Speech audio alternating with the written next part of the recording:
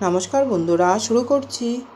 আপনার উপর আশীর্বাদ রয়েছে কোন দেবদেবী জানতে পারবেন কুষ্টি দেখেই।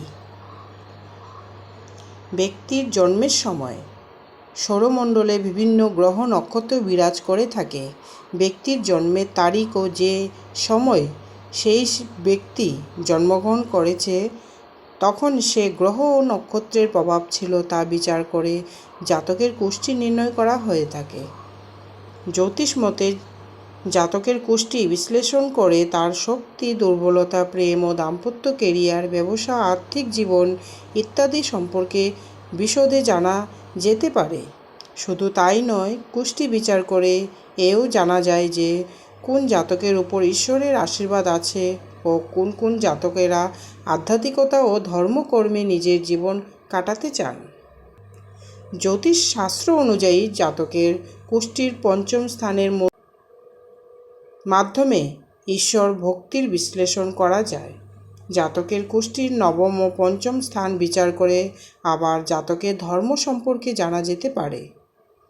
এই দুই স্থান বিচার করে জাতকের ঈশ্বর, ভালোবাসা, পূজা অর্চনা ও শ্রাদ্ধ সম্পর্ক স্পষ্টভাবে জানা যায়।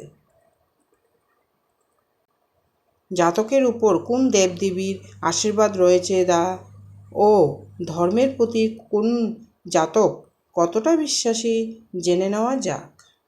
কুষ্টির পঞ্চম স্থানে সূর্য, মঙ্গল, বৃহস্পতিবার এই কক্ষে এদের মধ্যে কোনো একটি গ্রহের দৃষ্টি থাকে ও সেখানে পুরুষ গ্রহ উপস্থিত হয়, তাহলে সেই ব্যক্তি ঈশ্বরের প্রতি সবসময় নমস্তক থাকেন।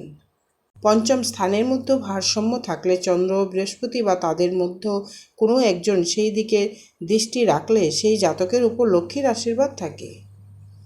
জ্যোতিষশাস্ত্র মতে কুষ্টি যে কোনো কক্ষে 4 বা 5-এর চেয়েও বেশি গ্রহ হলে সেই জাতকের উপর পূর্ণ ভগবানের আশীর্বাদ থাকে। জ্যোতিষ বলেছে এমন জাতক সাংসারিক সুখ থেকে বিরক্ত হয়ে যায়।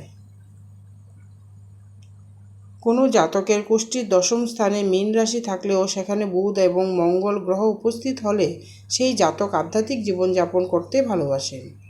এমন ব্যক্তি অধিকাংশ সময় ধর্মীয় কাজে ব্যয় করেন।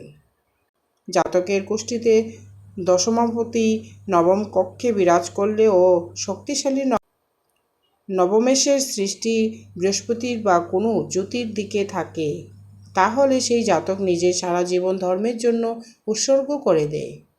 কুষ্টির নবমাপতি শক্তিশালী হলে বা বৃহস্পতির সঙ্গে সঙ্গে বৃহস্পতি এবং শুক্রের পূর্ণ দৃষ্টি থাকে, তাহলে জাতকের উপর সর্বদাই ঈশ্বরের আশীর্বাদ থাকে। ধন্যবাদ।